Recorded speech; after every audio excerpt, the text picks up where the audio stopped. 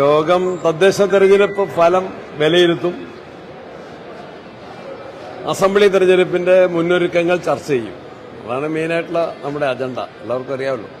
എങ്കിലും ചില ഭാഗങ്ങളിൽ ബിജെപിക്ക് സീറ്റ് കൂടുതൽ കിട്ടിയ ഒരു സാഹചര്യമുണ്ട്. അപ്പോൾ നമുക്ക് എങ്ങനെയാണ് സിപിഎമ്മുമായുള്ള ഒരു ഇല്ലില്ല, ജനങ്ങളുടെ വിധി എന്താണോ അതിനെ അംഗീകരിക്കും.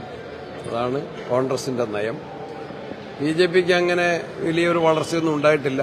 UDF ആണ് ശക്തമായ മുന്നേറ്റം കാഴ്ചവെച്ചത് തെരഞ്ഞെടുപ്പ്. എല്ലാവർക്കും അറിയാമല്ലോ.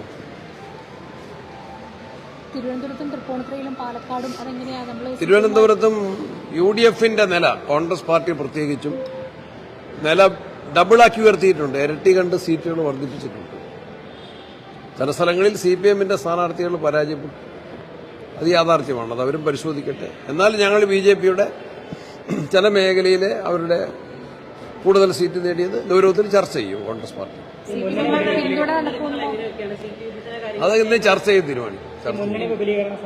അത് ഇന്ന് ചർച്ച ചെയ്യും. അല്ലാത്ത ഇത്തരം കാര്യങ്ങളൊക്കെ മാധ്യമങ്ങളിൽ നിന്നാണ് ഞാനും കാണുന്നത്. ഇന്ന് ചർച്ച ചെയ്യാം ആവശ്യമുള്ള.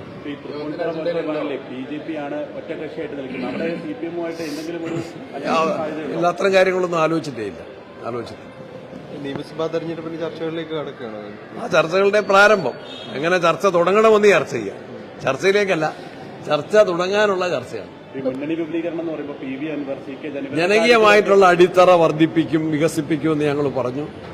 അപ്പോൾ നിങ്ങളത് സംശയത്തോടെ കണ്ടു. അത് വികസിപ്പിച്ചിരിക്കുന്നു. ഇനിയും അത് വികസിപ്പിക്കാം, കൂടുതൽ വികസിപ്പിക്കാം. അതൊന്നും ചർച്ചയിലേക്ക് വന്നിട്ടില്ല.